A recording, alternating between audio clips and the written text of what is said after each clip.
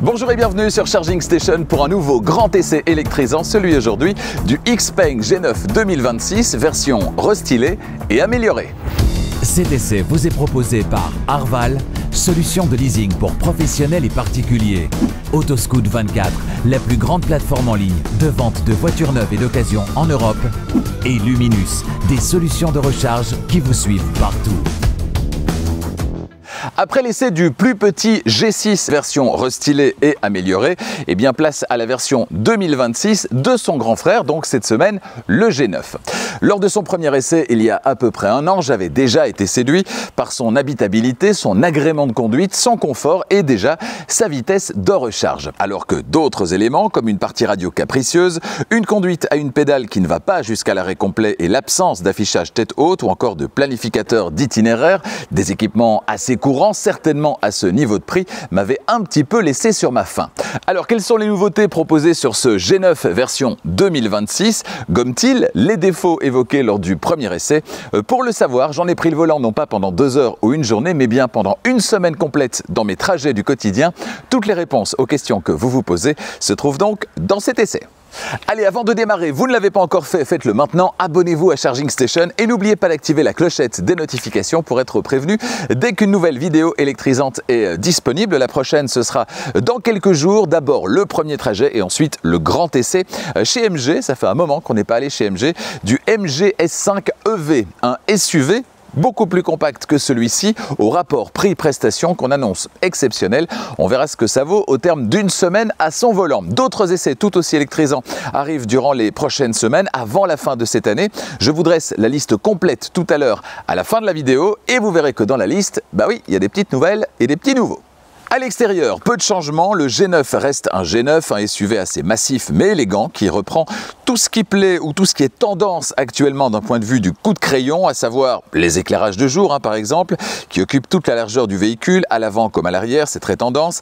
On a toujours les phares situés en partie inférieure, ça aussi c'est très tendance, dissocié de l'éclairage de jour. Et puis sur cette voiture d'essai, on a de très belles jantes composées de très nombreux bâtons, des jantes qui font elles aussi très premium. Concernant les couleurs, rien de foufou ou presque, du blanc, du gris clair, du gris foncé, du noir et le vert mat Kaitoke, enfin un peu de couleur et elle a l'air canon cette couleur. Dites-moi ce que vous en pensez dans les commentaires. Que pensez-vous plus globalement de l'extérieur de ce G9? Est-ce qu'il vous séduit? Il est ici présenté en version performance. Dites-le moi là aussi dans les commentaires. D'un point de vue technique, 3 versions sont au programme. On a en entrée de gamme la version Standard Range avec un seul moteur électrique synchrone à aimant permanent situé sur le train arrière. C'est donc une propulsion. En milieu de gamme, on a toujours en propulsion un seul moteur électrique synchrone à aimant permanent à l'arrière. Une version Long Range, c'est donc une version avec une plus grande autonomie, c'est celle qui vous emmènera le plus loin sur une seule charge. Et puis en haut de gamme, cette version Performance, le moteur électrique synchrone à aimant permanent à l'arrière est épaulé par un autre moteur à l'avant, un moteur à induction celui-là, ce qui va autoriser des performances, on peut le dire, de sportives et notamment un 0 à 100 qui est abattu en 4 secondes et 2 petits dixièmes seulement. C'est assez impressionnant, mais on verra tout à l'heure sur la route, au terme de cette semaine, que la conclusion, elle est sans appel. Cette voiture, malgré ses performances, n'est définitivement pas une sportive. Ça reste un beau bébé, un mastodonte, 2210 kg au moins, jusqu'à 2420 kg sur la version la plus lourde, version à 4 roues motrices super équipée évidemment. Concernant la charge tractable, on est sur 1500 kg, 1,5 tonnes sur toutes les versions si la charge est freinée. Si la charge n'est pas freinée, ce sera évidemment la norme, 750 kg. Sous le plancher, entre les 4 roues, on trouve la batterie haute tension et comme dans le G6, il y a du changement. C'est peut-être d'ailleurs le changement principal de ce restylage du G6 et du G9. Du changement donc, puisque la batterie NMC, nickel, manganèse, cobalt, cède sa place à une batterie LFP, lithium, fer, phosphate, qui a l'avantage de supporter des recharges plus rapides, outre le fait qu'elle se passe de cobalt évidemment, mais dont l'inconvénient par contre est une densité énergétique inférieure et donc une autonomie en baisse par rapport aux versions précédentes du G9. C'est un choix, on a ici privilégié la recharge plus rapide au détriment de l'autonomie maximale. Bon choix ou mauvais choix? Eh bien dites-le moi dans les commentaires. Avec la clé par exemple, vous pouvez le faire également avec l'application ou encore avec l'écran d'infodivertissement, eh bien ouverture de la trappe de recharge, une ouverture électrique et une trappe qui rentre dans la carrosserie, ça c'est pas mal, ça évite de l'arracher évidemment si quelqu'un passe un petit peu près. 2 connecteurs habituels, le connecteur de type 2 en partie supérieure, pas de cache à retirer, c'est plus facile facile au quotidien. Connecteur de type 2 relié à un chargeur embarqué de 11 kW. 22, ça aurait été pas mal. C'est 11 kW, c'est la norme aujourd'hui en 2025.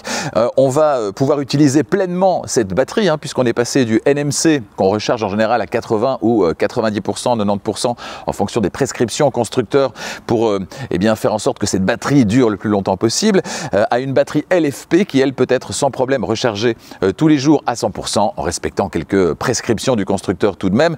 Mais donc ça veut dire qu'on aura en permanence l'autonomie maximale avec cette voiture. Faites le petit calcul d'ailleurs de l'avantage d'une NMC ou de l'avantage d'une LFP selon les conditions, en tenant compte qu'une NMC ne sera donc pas rechargée tous les jours à 100%. Et si vous souhaitez recharger sur les chargeurs beaucoup plus rapides, et c'est là que c'est très intéressant avec ce changement de technologie de batterie, en passant au LFP, on a drastiquement diminué les temps de recharge pour passer de 10 à 80%. On a exactement la même valeur qu'avec le G6, à savoir 12 minutes en théorie, puisque ici la puissance maximale acceptée est de 525 kW sur un chargeur sur le courant continu. Alors pour trouver un chargeur qui délivre 525 kW, c'est pas toujours évident. Et donc pour tester la recharge, j'ai fait exactement la même chose qu'avec le G6, c'est-à-dire que je me suis arrêté à un chargeur au moment où j'en avais besoin, sans chercher à tout prix un chargeur qui délivre 525 kW. J'aurais d'ailleurs eu un petit peu de mal à en trouver un à mon avis. Cela dit, j'ai de la chance quand même, puisque là je suis à un chargeur qui délivre 400 kW. Alors 400, ce n'est pas 525. Combien pour passer de 10 à 80% dans des conditions tout à fait réalistes? On le vérifie maintenant. Je démarre donc à 10% à 10h02. Donc normalement, 10h14, ce sera réglé. Concernant la puissance, on est à 309, 310 kW actuellement. Vous le voyez ici, 311 maintenant. Donc ça a l'air de charger plutôt vite, mais ça on s'en doutait évidemment. Alors petit point intermédiaire, on est à 46%, on approche les 50% de capacité de batterie. La voiture recharge toujours à 338 kW de puissance, c'est assez impressionnant. Et si je me fie au temps restant affiché, 8 minutes plus les 7 minutes déjà écoulées, 8 plus 7, on est à 15. Et donc on arriverait au même résultat finalement qu'avec le G6 qui lui aussi avait été connecté à un chargeur de puissance inférieure à celle qu'il accepte. Je le rappelle, c'était un 300 kW pour le G6, c'est un 400 kW pour ce G9 qui lui accepte une centaine de kilowatts de plus. Et donc on serait très logiquement dans les mêmes moyennes finalement pour une recharge de 10 à 80% dans des conditions plus réalistes que l'hypothétique solution de trouver un chargeur 600 kW, ce qui n'est pas vraiment très courant. Ici d'ailleurs, je suis sur un chargeur 400 kW, ce qui est déjà pas très courant non plus. Et donc on obtient un résultat qui est vraiment très convaincant. Attendons de voir, mais a priori ça se confirme pour 15 minutes. Regardez les kilomètres qui défilent, c'est absolument impressionnant. On est toujours à 261 kW de puissance, 79-79%, c'est le niveau de la batterie. Voilà, ce sont les dernières secondes. On vient d'atteindre les 80%. Et bien voilà, c'est terminé. Moralité, 14 minutes, c'est ce qu'il aura fallu à cette voiture puisqu'il est effectivement 10h16, on a démarré à 10h02, c'est donc correct. 14 minutes pour passer de 10 à 80% de capacité de batterie sur un chargeur de 400 kW alors qu'elle peut en accepter 525, 14 au lieu de 12, 2 petites minutes supplémentaires. C'est franchement hyper impressionnant. Franchement, voyager sur des longs trajets avec cette voiture, ça se fait pour ce qui est de la recharge quasiment aussi vite que de faire le plein, même pas le temps d'aller chercher un café à la station que c'est déjà terminé. Je dis bravo Xpeng. Toujours concernant la recharge, pour être tout à fait complet, sachez que cette voiture est toujours compatible V2L, c'est-à-dire la possibilité d'alimenter à partir du port de recharge, moyennant branchement d'un adaptateur, un ou plusieurs appareils électriques externes. Puissance disponible sur toutes les versions donc, 3,3 kW. Toujours concernant la recharge, Luminus, partenaire de Charging Station, vous propose des solutions de recharge qui vous suivent vraiment partout, à la maison, au travail, mais également sur la route. Luminus, ce sont également des bornes de recharge de dernière génération qui vont vous permettre de profiter au meilleur prix et dans les meilleures conditions de votre nouvelle voiture électrique. Découvrez l'offre proposée par Luminus sur le site internet de Luminus, c'est luminus.be/e-mobility. L'ouverture du haillon, elle est évidemment électrique sur toutes les versions. La capacité du coffre en configuration 5 places, c'est 660 litres, c'est vraiment très confortable. Parmi les aspects pratiques, on va retrouver une banquette fractionnable 60-40, une prise 12 volts et un petit filet à droite, un crochet à gauche, histoire de pendre les sacs de course et éviter que tout se répande dans le coffre. La commande de basculement en deux parties donc de la banquette arrière, la commande pour les suspensions également, puisqu'on a une suspension pneumatique sur cette voiture, et puis un espace sous le plancher dans lequel vous allez pouvoir ranger des accessoires comme ici ou le câble de recharge. Cela dit, à l'avant, contrairement au G6, on a ici un frunk de 71 litres, 71 litres, et le toit, pour être tout à fait complet, lui peut supporter 75 kg, 75 kg. Dans la suite, je m'installe au volant et je vous fais découvrir l'intérieur coloré de cet exemplaire d'essai du G9 2026. Là, me voici installé à l'arrière. Et là, je pense qu'on atteint des sommets en termes d'équipement, en termes de confort sur ce G9. C'est vraiment très premium. Dites-moi, pour moins de 100 000 €, quelle voiture vous propose les sièges arrière inclinables électriquement, ok, mais également avec chauffage, ventilation et massage? Est-ce que vous en trouvez une en dessous de 100 000 € qui vous propose ça? C'est ce que propose ce G9, des sièges arrière ventilés, chauffants, massants, réglage électrique, avec réglage également de cette partie ici. Si je vais sur le côté, je peux déployer le support qui se trouve ici. Je peux également, via la portière, faire baisser le dossier. Ça se passe sur 10 degrés. C'est possible également. Et dans ce cas-là, je vais me trouver dans une position extrêmement confortable. Voilà. Alors au niveau de l'espace au niveau des genoux, vous le voyez, c'est correct avec mon 1,90 m devant, mon 1,90 m au volant et moi installé derrière. Au niveau des pieds, pas de problème, je peux sans problème les glisser sous le siège conducteur. L'angle ici, il est plutôt favorable. Alors un tout petit peu moins que sur le G6, je trouve, mais l'angle reste favorable. Et puis concernant les équipements, je l'ai dit, c'est pléthorique. On a un toit vitré qui protège de 99,9, 99,9% des rayons UV. Il permet, c'est maintenant un triple vitrage, de faire diminuer la température dans l'habitacle de à peu près 8 degrés. Donc c'est vraiment un équipement qui est très performant sur ce G9 revisité. Du triple vitrage, c'est quand même... Voilà, c'est quand même du costaud et on le sent d'ailleurs quand on frappe dessus. Concernant l'équipement toujours, qu'est-ce qu'on a? À l'arrière des sièges avant ici, des poches aumônières, c'est de la belle qualité, c'est très épais, c'est vraiment très sympa avec ce petit cerclage également qui fait très premium, qui est vraiment de très bon goût. Sur la place centrale, alors on a de la place au niveau des pieds puisqu'on n'a pas de tunnel central, on est sur une plateforme 100% électrique, pas de tunnel central et la console entre les sièges avant, la console centrale qui a la bonne idée de ne pas occuper de place en partie inférieure comme sur le G6 là aussi. Donc on a vraiment beaucoup de place au niveau des pieds. Quasiment tout en bas, on va retrouver une prise USB-A et une prise USB-C. Je les aurais voulu un petit peu plus haut, ça aurait été plus sympa, c'est un détail. On a ensuite un accoudoir central dont les porte-gobelets peuvent se déployer comme ceci. Alors j'ai toujours un petit peu de mal, et je le redis avec, je l'ai déjà dit dans la vidéo premier trajet, avec les parties en plastique qui sont colorées couleur cognac. Le cuir cognac, l'intérieur, c'est vraiment très joli. Cuir ou simili-cuir selon les parties. Par contre, les accessoires comme ici, la base des appuis-têtes, comme ici, les porte-gobelets, couleur cognac, ça, je trouve ça un petit peu too much, un petit peu kitsch. Mais chacun son avis, évidemment. Et dites-moi ce que vous en pensez dans les commentaires. On a un tout petit peu de piano black, mais pas trop. Et puis on a surtout une belle surface en feutrine ici, avec un espace de rangement. Vraiment un très bel accoudoir. C'est très classe, très premium. Je le disais, cette voiture, elle a un rapport prix-prestation qui est quand même nettement plus favorable que ce qu'on va retrouver chez les Allemands, mais il y a quand même des petits couacs. On n'est pas encore sur tous les points au niveau des Allemands, j'en parlerai tout à l'heure. Je sais que certains y sont très attentifs. Les poignées de maintien qui sont matelassées. On a des poignées qui sont moussées. Donc c'est vraiment très premium là aussi. On en a une, on en a deux et on en a trois. Donc il y en a une à l'avant également. 3 poignées de maintien dans ce G9. Je pense avoir fait le tour, ne rien avoir oublié. On va maintenant passer à l'avant.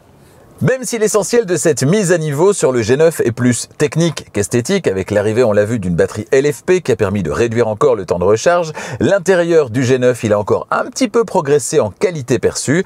Dans cette voiture d'essai, on a cet intérieur cognac, c'est plus joli à filmer qu'un intérieur noir, mais personnellement, autant je trouve ça plutôt joli à petite dose, autant les parties en plastique couleur cognac, on l'a vu également à l'arrière, c'est également le cas, entre autres ici, sur le volant, je trouve ça un petit peu de trop, mais chacun se fera son avis, bien évidemment. Les avis risquent bien par contre d'être unanimes concernant les finitions qui sont d'excellente facture. Les matériaux sont de qualité, des matériaux moussés, une quasi-absence de piano black. On a également de la suédine en partie supérieure sur les montants, sur le pavillon, du cuir Nappa sur les sièges, etc. Ce G9 est bien décidé à vous en mettre plein les yeux et il le fait plutôt avec goût. C'est une excellente chose. Et vous, que pensez-vous de cet intérieur? Eh bien, dites-le moi dans les commentaires. La description du tableau de bord, c'est parti avec la portière conducteur. En partie haute, on a l'une des enceintes du système audio Dynaudio. En partie intermédiaire, la poignée d'ouverture, les vitres électriques et le verrouillage centralisé. En bas, enfin, on va retrouver le vide-poche dont le fond n'est malheureusement pas antidérapant. À gauche du volant sur le tableau de bord, rien à signaler, si ce n'est posé sur la planche de bord tout en haut, eh bien l'un des haut-parleurs du système sonore Dynaudio. Haut-parleur, il y en a un de chaque côté, évidemment, qui est escamotable, hein, ça ne sert à rien, mais ça fait son petit effet. Il y a également un haut-parleur central et puis tout en bas, on a également la commande d'ouverture du capot. Le volant est à réglage électrique. À gauche, sur le volant, la commande vocale, la touche étoile personnalisable et quand la conduite assistée est activée, le réglage de la vitesse demandée et celui de la distance par rapport au véhicule qui précède. Quand la conduite assistée n'est pas activée, c'est la température que vous allez pouvoir régler via cette roulette de gauche. Un mot concernant ce réglage.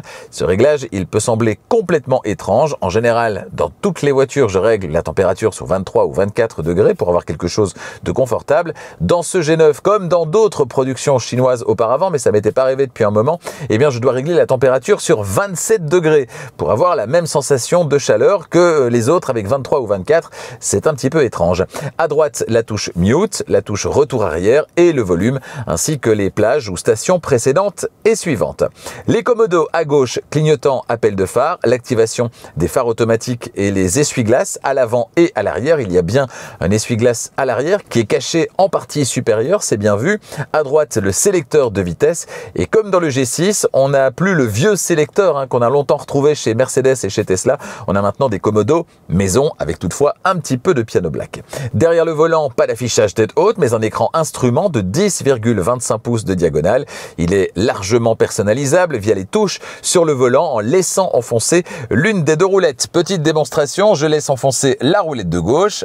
Voilà, j'ai le menu qui apparaît. Alors tout d'abord, en partie centrale, on peut soit avoir mode de conduite intelligente, c'est-à-dire la voiture dans son environnement, ou bien je peux, si je clique ici, eh bien avoir la carte et donc le système de navigation en partie centrale dans l'écran instrument. On va revenir sur mode de conduite intelligente. J'ai également les parties de gauche et de droite qui sont personnalisables. Alors à chaque fois avec les petites roulettes.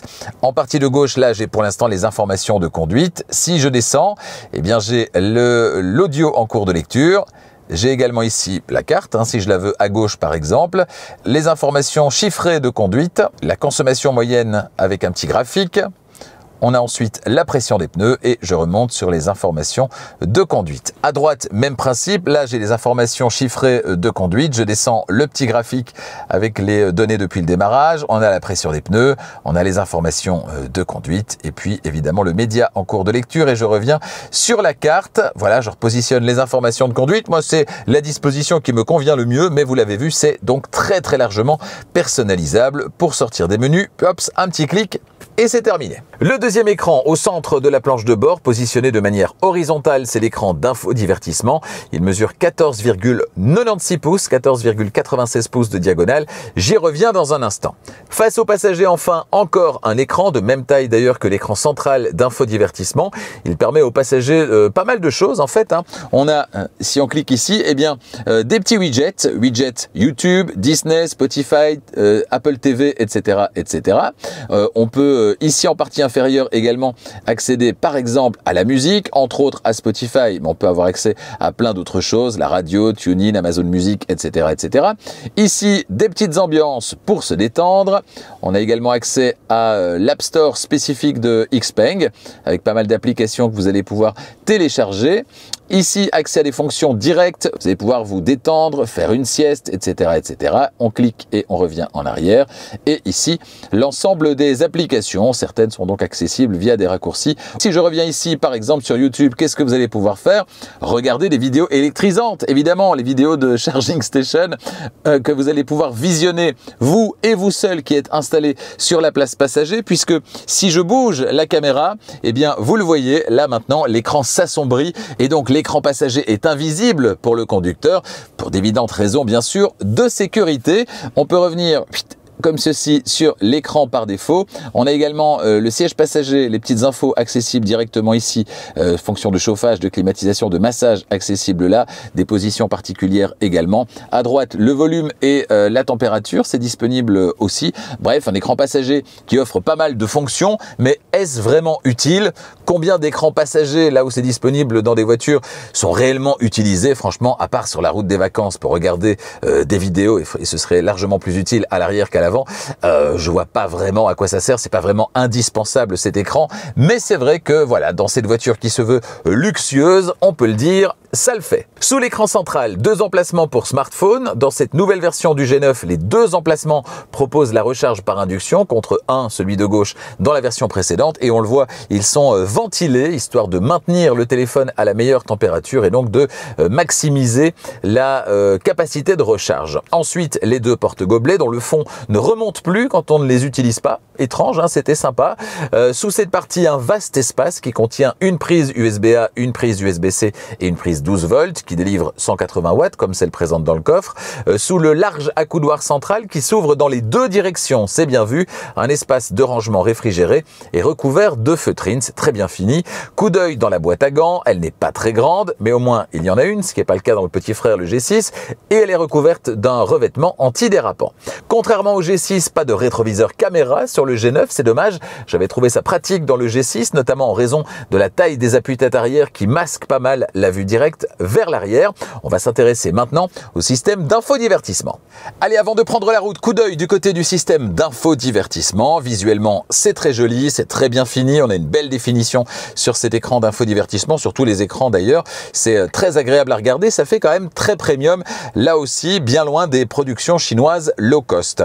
Alors cet écran par défaut, c'est celui-ci, avec la voiture, présentée d'ailleurs, comme c'est le cas sur le G6, dans la bonne couleur, la bonne finition. C'est très appréciable. Ensuite, on a en partie inférieure directement accessible l'ouverture du coffre, de la trappe de recharge et le verrouillage centralisé. En partie supérieure, on a l'autonomie disponible, la consommation sur les 100 derniers kilomètres. On a le petit assistant vocal qui est ici et différentes informations, notamment de connexion, ici en haut à droite. En partie inférieure, on a cette barre qui est toujours visible, largement personnalisable, alors presque toujours visible, hein, quand vous devez la rappeler, faites un petit swipe, un petit balayement vers le haut. Ici, la température, on l'a dit, 27 degrés, la température un petit peu fantaisiste, mais en tout cas, quand on indique 27, on a 23-24 habituellement. En tout cas, c'est le ressenti que j'ai au terme de cette semaine au volant. Petit problème sans doute dans les calculs de température, de capteurs de température. Je ne sais pas trop, mais c'est pas la seule voiture chinoise sur laquelle j'ai déjà observé ce genre de petites imprécisions. Ensuite, on a toute cette rangée qui, comme sur le G6, est personnalisable, à l'exception de 2 commandes, à savoir ici la maison et ici l'accès aux applications qui sont toujours visibles. Tout le reste, vous le voyez, est personnalisable. Même la température pour le passager, par exemple, si vous ne voulez pas que le passager puisse régler sa température par ici, vous pouvez supprimer ça et garder de l'espace pour autre chose. Donc ici, moi je l'ai à peu près configuré comme c'était le cas sur le G6. Hein. C'est les fonctionnalités qui, moi, m'intéressent au quotidien. Ici, par exemple, la boule d'attelage. Ici, le volume. Ici, l'accès direct à Apple CarPlay. Ici, Spotify. Les applications, ça reste. La caméra 360. On a ici la trappe de recharge. Ici, l'accès au menu voiture, on l'a vu. Et puis ici, l'accès direct à la radio. Alors, on a toujours des imprécisions concernant les traductions. Et ça, c'est un petit peu dommage. C'est vrai que ça fait pas très sérieux, surtout sur une voiture qui se veut haut de gamme. Par exemple, la radio en DAB. Alors, tout DAB, apparemment, ça veut dire tamponner. Je ne savais pas. Tamponner la radio, c'est simplement la radio numérique. Donc, c'est pas très chouette, vous voyez. Écoute maintenant, ça ne veut pas dire grand-chose. Ça aussi, c'est plutôt mal traduit. Donc, c'est vraiment spécifiquement dans cette partie radio que je trouve le plus d'imprécision. Vous voyez, radio FM, ça c'est correct. Ça doit simplement être radio DAB ici. Voilà. Je ne comprends pas comment, au terme de plusieurs mois, parce que c'était déjà le cas sur la version précédente essayée il y a 1 an, comment au bout de plusieurs mois, on peut ne pas avoir corrigé des choses qui sont aussi simples à corriger que ça et qu'on voit pour certaines tous les jours, comme tamponner la radio, bien sûr, qui ne fait pas, je l'ai dit, très sérieux. Donc, revenons ici. Là, c'est l'écran par défaut et si je mets le contact, si je passe en drive, eh bien, j'ai ici, vous le voyez, les informations de conduite de la voiture dans son environnement. La plupart du temps, qu'est-ce que vous allez faire? Vous allez voyager avec Apple CarPlay ou Android Auto. Si vous utilisez ces fonctions, évidemment, c'est disponible sans fil dans cette voiture. Ça, c'est vraiment très très sympa. Et puis, on a maintenant un planificateur d'itinéraire. Et ça va nous permettre eh bien, de simuler un trajet vers Marseille. Alors, on va aller dans les applications, voilà, et on va aller sur la carte. Et là, je vais demander Marseille. Alors, calcul en cours, voilà. Distance 822 km, me dit-elle. Ici, on a 3 trajets qui sont proposés, mais il faut encore ajouter les arrêts de recharge. On le fait ici. Voilà, 3 arrêts ont été ajoutés seulement. 3 arrêts pour atteindre Marseille à partir de là où je me trouve, c'est-à-dire le sud de Bruxelles, avec une batterie qui n'est pas à 100%. Je suis à 70%, 70% de capacité de batterie et elle propose un arrêt ici, sur une borne Engie, un arrêt Fastned et un arrêt Shell. Alors on a des bornes de 285, 300 et 285 kW, donc très logiquement, on n'aura pas la recharge la plus rapide puisqu'on rappelle que cette voiture, elle peut prendre 525 kW. Si je prends l'arrêt Shell par exemple, la voiture prévoit 30 minutes pour passer de 15 à 86%. 30 minutes, 19 minutes ici sur l'arrêt Fastned et 24 minutes sur l'arrêt Engie Vianeo. Ça reste beaucoup et c'est vrai qu'on a du mal à comprendre comment on peut obtenir des temps aussi longs avec des bornes qui du coup ne délivreront pas 525 kW en pic en début de recharge, mais enfin avec le G6 j'étais arrivé à 15 minutes au lieu de 12 pour passer de 10 à 80%. J'ai du mal à comprendre qu'on puisse arriver ici à 24, 19 et 30, ce qui fait un temps de recharge total de 1h13. Ça me semble un peu beaucoup. Par contre, 3 arrêts de recharge, ça reste tout à fait acceptable pour passer du sud de Bruxelles au sud de la France à Marseille avec, et là c'est intéressant, la possibilité d'avoir les informations de navigation dans l'appui-tête conducteur. Ça, j'en reparlerai sur la route. Avant de prendre la route, on va jeter un petit coup d'œil du côté des caméras. Le système de caméra à 360 degrés, je passe la marche arrière. On a une définition qui est très très correcte et on a surtout une vue à 360 degrés avec très peu d'angle mort. Donc ça, c'est vraiment sympa. Et puis, possibilité d'avoir également une vue par transparence. Hein. Si je recule, on va voir que les caméras vont simuler la vue en dessous de la voiture et permettre une vue, voilà, qui arrive tout doucement, une vue par transparence. Si vous devez reculer sur des dalles engazonnées, c'est vraiment très très sympathique. À droite, on le voit ici, on a les lignes de guidage également. On peut avoir une vue gauche-droite qui est très utile dans les parkings avec des grosses bornes sur le côté, les entrées de parking par exemple. Ici, les 4 vues aux 4 coins et ici, voilà, on peut revenir. Ici, la vue également parking. Alors, qu'est-ce que ça veut dire? Eh bien, c'est la possibilité pour la voiture de rechercher une place de parking et de s'y stationner. Ça, c'est vraiment sympathique. J'ai essayé, ça fonctionne bien. Alors, évidemment, c'est toujours moins rapide que si on le fait soi-même, mais j'imagine que dans certaines circonstances, c'est très agréable. On va jeter un coup d'œil également du côté de l'application Xpeng. L'application Xpeng, la voici, c'est la même que pour le G6, évidemment, avec pas mal d'informations, pas mal de petites choses qu'on peut régler également. Verrouillage, déverrouillage, les fenêtres, le coffre accessible directement ici, la clé digitale, également le localisateur grâce au klaxon ou grâce aux éclairages, la charge également, on peut limiter la charge, définir en tout cas une limite de charge, les paramètres, la prise, l'intérieur, chauffage ou refroidissement. On continue avec le système d'aide au stationnement intelligent, on a un mode sentinelle également et puis encore plus de fonctionnalités, la pression des pneus, la prise 12 volts, préchauffage, carte de recharge, envoyer l'adresse ou encore contrôle du véhicule via Siri. Et puis les X-Combo. Alors les X-Combo, on en a parlé lors de l'essai du G6. Il s'agit de ces petites routines que vous allez pouvoir mettre en place, histoire de vous faciliter la vie, des petites routines que vous allez mettre en place soit sur l'application, soit directement sur l'écran d'infodivertissement. Il y a les essentiels de l'été, il y a les économies d'énergie, garde intelligente, combo de conduite et habitacle polyvalent. Et vous allez pouvoir à chaque fois personnaliser ces petites routines, en créer des nouvelles également. Si il se passe ceci, eh bien faire cela. Si j'appuie ou si on arrive à telle heure par exemple, eh bien faire ceci. Vous allez pouvoir très facilement en ajouter des nouvelles via le petit bouton ici au-dessus. Voilà, ajouter une condition et dans ce cas-là, ajouter une action, exécuter une action. C'est plutôt bien fait. Alors certains me demandaient si grâce à ces petites routines, il est possible de couper toutes les aides à la conduite. Il n'est pas possible de couper tout, mais il est possible possible de faire quelque chose. Notamment, j'ai essayé ici, entrée et sortie du véhicule. Dans ce cas-là, que faire? Eh bien, l'avertissement du moniteur d'état du conducteur, le désactiver, et le son d'avertissement de l'assistance intelligente de limitation de vitesse, autrement dit les bips de survitesse, désactiver également. Alors ça fonctionne, sauf que comme il s'agit de fonctions de sécurité, eh bien vous avez quand même sur l'écran d'infodivertissement un petit pop-up qui va apparaître et qui vous demandera de confirmer. Mais ça fonctionne, c'est bien possible, en tout cas pour ces fonctions-là, via l'application et les fonctionnalités X-Combo sur cette application de Xpeng. Voilà, c'est plutôt bien fait, et si vous voulez vous acheter encore une nouvelle voiture, eh bien vous pouvez surfer ici sur la partie de gauche et pouvoir éventuellement configurer une nouvelle voiture. On a la partie compte également, et la partie qui vous intéresse évidemment, c'est ma Xpeng. Au démarrage, qui se passe sans bouton de démarrage par rapport au G6, dès les premiers mètres, la sensation est totalement différente. On est ici, et on le comprend d'emblée, sur un gros SUV dont le seul objectif sera de vous faire voyager dans un maximum de confort. Et sur ce point, eh bien, on comprend aussi d'emblée que le voyage va être très plaisant, entre autres grâce au siège. Oui, les sièges, ils sont ici à réglage électrique, avec mémoire évidemment. Ils sont également ventilés, chauffants et massant.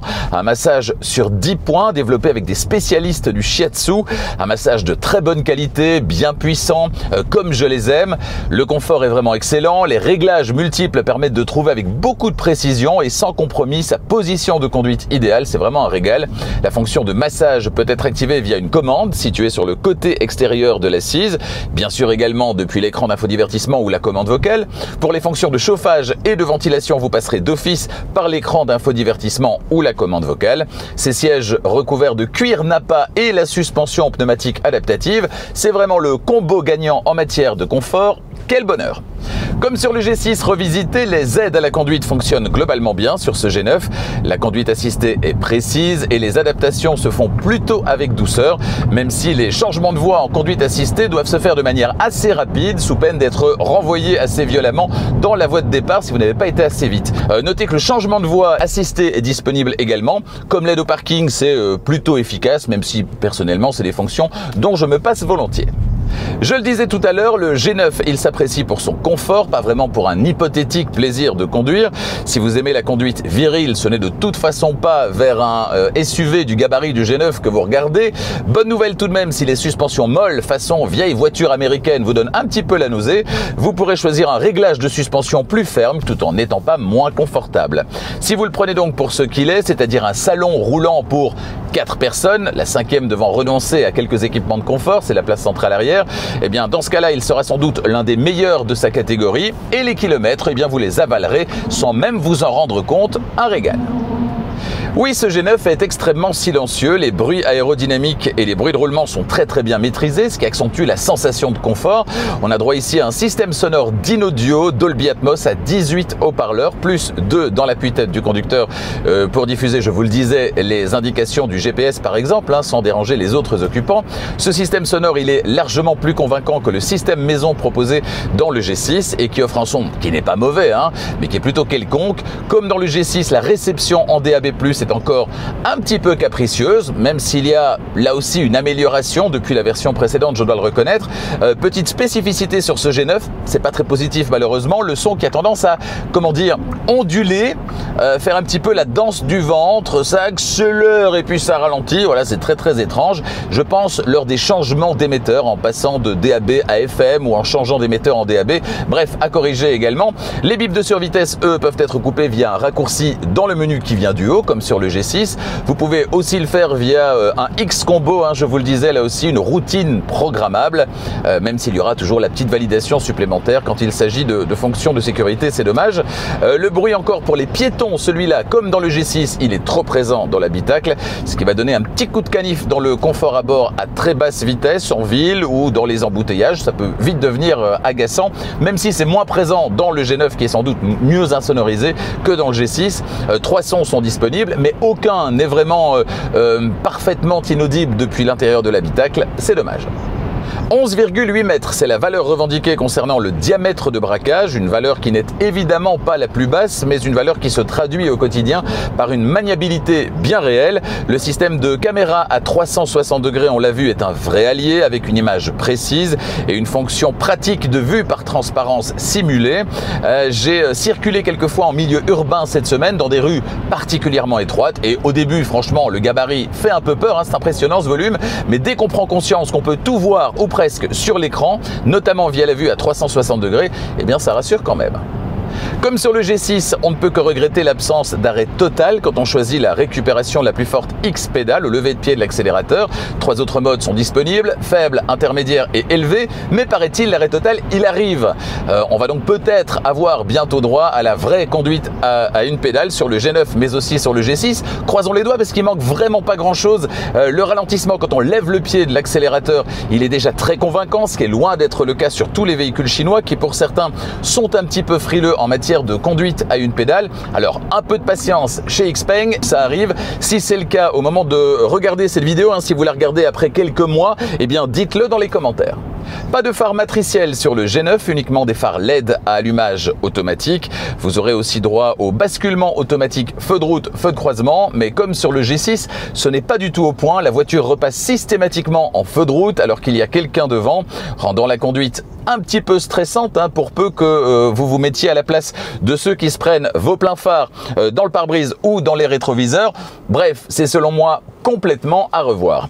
Concernant l'éclairage intérieur, lui il est beaucoup plus apaisant avec de multiples réglages possibles, rien de foufou, mais quelque chose de très correct, très sympa et en tout cas chacun devrait pouvoir y trouver son bonheur. Dans un instant, on se retrouve à l'extérieur pour parler du prix. Dans un instant, la conclusion de ce grand essai. Et là, on va parler de l'autonomie réelle. L'autonomie théorique, c'est jusqu'à 540 km en cycle mixte norme WLTP sur cette version performance. Et j'ai opté la plupart du temps pour une conduite tranquille, tout en conduisant de temps à autre de manière plus dynamique. Et cette semaine, il a fait entre 9 et 14 degrés au thermomètre. Sur l'ensemble de ce grand essai, j'ai parcouru au total près de 600 km avec au moins 2 trajets par jour de 50 km, mes trajets domicile-travail du quotidien, avec à chaque fois une remise à température du véhicule qui dort dehors chez moi et dans un garage fermé sur mon lieu de travail. Des trajets domicile-lieu de travail qui se font majoritairement sur autoroute en ce qui me concerne, je vous le rappelle. En tenant compte de tous ces paramètres, eh bien, je suis arrivé à une moyenne de 23 kWh au 100. Cette valeur, elle va m'autoriser un petit peu moins de 400 km réels sur une recharge à 100% dans mes conditions météo et de parcours de cette semaine. Alors 400 km, c'est très confortable et quand on sait que comme pour le G6 il se recharge très très vite, eh bien ça rend les longs trajets nettement moins stressants pour ne pas dire très reposants. Me voici de retour à l'extérieur pour vous parler du prix de ce G9 version 2026 et ce en Belgique, en France et en Suisse. Cette voiture d'essai est une finition performance, une version performance facturée en Belgique 73 990 €, 73 990 €. Au niveau des options, il n'y en a pas beaucoup, il y en a une seule sur cette voiture d'essai. Il s'agit du Midnight Black, le noir, la peinture, facturé 1000 €. Ce sera le cas également pour le gris clair et le gris foncé. Pour le blanc, pas de supplément, c'est la couleur de série. Et si vous voulez le très très beau vert mat, eh bien là ce sera 1500 €. Il existe également un package full black, ce package qui est facturé 1250 €, qui comprend de la peinture noire évidemment, mais également un tas d'éléments noirs supplémentaires, hein, pour avoir un look total black.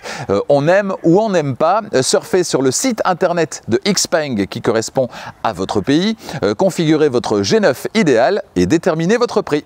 Toujours concernant le prix, Arval, partenaire de Charging Station, vous propose des solutions de location longue durée, de leasing pour les entreprises, mais également pour les particuliers. Alors pour les entreprises, on connaît ça depuis un certain temps, c'est le leasing opérationnel, avec tous les avantages qui en découlent en termes de déductibilité bien sûr, mais également des avantages en termes de gestion au quotidien. Et ça s'applique également aux particuliers avec le Private Lease.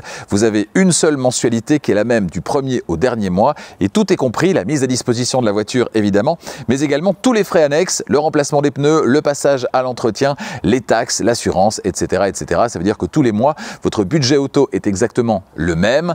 Vous n'avez rien à ajouter. Il n'y a pas des mois où vous allez exploser votre budget auto parce qu'il faut passer aux pneus hiver, par exemple. Cet avantage s'applique évidemment aussi aux entreprises. Facilité de gestion au quotidien avec cette formule de leasing opérationnel.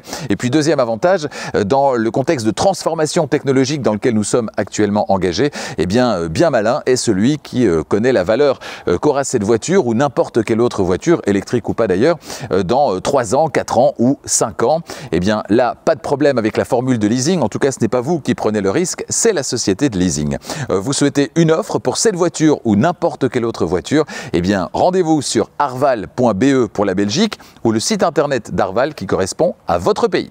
Votre prochaine voiture, vous la voulez tout de suite ou peut-être en avez-vous besoin tout de suite pour des raisons professionnelles par exemple? Eh bien dans ce cas-là, surfez sur Autoscout24, c'est la plus grande plateforme de vente de voitures en ligne en Europe. Et sur Autoscout24, actuellement, plus de 100 000 voitures vous attendent. Des véhicules d'occasion, des véhicules récents, des véhicules neufs et de plus en plus de véhicules 100% électriques. Je ferai d'ailleurs prochainement une vidéo concernant cette offre de véhicules 100% électriques sur Autoscout24. Il y a vraiment de très très belles affaires à faire et ce dans tous les budgets. Sur Autoscout24, il y a également une partie qui est entièrement dédiée à la mobilité électrique dans laquelle vous retrouverez un calculateur d'autonomie mais également un calculateur de temps de recharge. Et puis toujours sur Autoscout24, vous pouvez également faire reprendre votre véhicule actuel. Vous rentrez ses caractéristiques et vous recevez en retour une offre de reprise.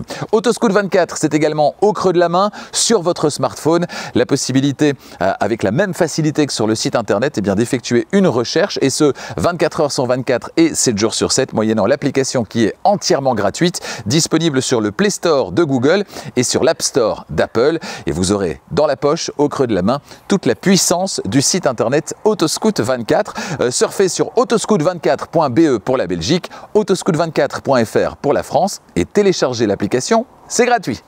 En conclusion, comme le G6 revisité essayé la semaine dernière, eh bien ce G9 remanié cette semaine, il m'a plutôt convaincu. Les bases sont solides et il n'a certainement aucun défaut majeur, ce qui est bien le principal pour convaincre.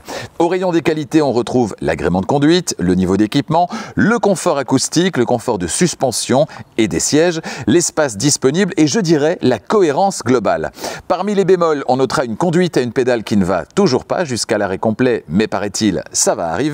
Le son de la radio qui fait parfois la danse du ventre, l'avertisseur piéton un poil trop présent à l'intérieur alors que les piétons, ils sont à l'extérieur, un basculement feu de route, feu de croisement à la ramasse, bref, rien de rédhibitoire, juste des petits agacements, des agacements qui vous contrarieront entre beaucoup et pas du tout en fonction de l'importance que vous leur accorderez. Chez Xpeng, on bosse vite. Pour l'instant, les constructeurs européens premium sont encore devant concernant l'infodivertissement par exemple, le fonctionnement d'équipements essentiels comme les phares automatiques, mais le moment où ce ne sera plus forcément le cas n'est au rythme actuel plus si éloigné. Et là, croyez-moi, le rapport prix-prestation de ce Xpeng G9 sonnera la fin de la récréation. A bientôt sur Charging Station pour d'autres essais électrisants. Le prochain, ce sera donc la semaine prochaine chez MG. Je prendrai le volant pendant une semaine complète du MG S5 EV. On ira ensuite chez Mazda avec une berline 100% électrique, ce sera la 6E. J'en prendrai le volant pendant une semaine et vous saurez tout. La présentation intérieure d'ailleurs semble particulièrement intéressante. On verra ça ensemble. Chez Firefly également. Firefly, c'est la marque moins chère de NIO, qui est une marque chinoise plutôt premium. La Firefly, c'est plus accessible et cette voiture, eh bien, j'ai eu l'occasion de l'apercevoir durant la EV Experience à Zandvoort, aux Pays-Bas. Elle m'a impressionné durant les quelques minutes que j'ai passées à l'intérieur. Et bien là, j'en prendrai le volant pendant une semaine et vous saurez tout. Chez Citroën, le IC5 Aircross, qu'est-ce que ça vaut? Quelles sont les performances de ce véhicule de Citroën? Et bien là aussi, j'en prendrai le volant pendant une semaine. Chez Leapmotor, toujours donc chez Stellantis, j'enchaînerai avec le Leapmotor B10. Alors ce n'est pas un secret, j'ai pas été vraiment convaincu par les deux modèles précédents de chez Leapmotor. Si vous avez vu les essais, vous avez pu le constater. Et bien là, on verra si Leapmotor a donné donné un coup de clé qui était bien nécessaire, coup de clé supplémentaire, histoire de fignoler tout ça et que l'agrément d'utilisation soit au rendez-vous. Chez Kia, 2 modèles seront à l'essai, ce sera au mois de décembre. On aura tout d'abord le EV5, c'est-à-dire le petit frère du EV9, mais le grand frère du EV3 qui cartonne d'ailleurs.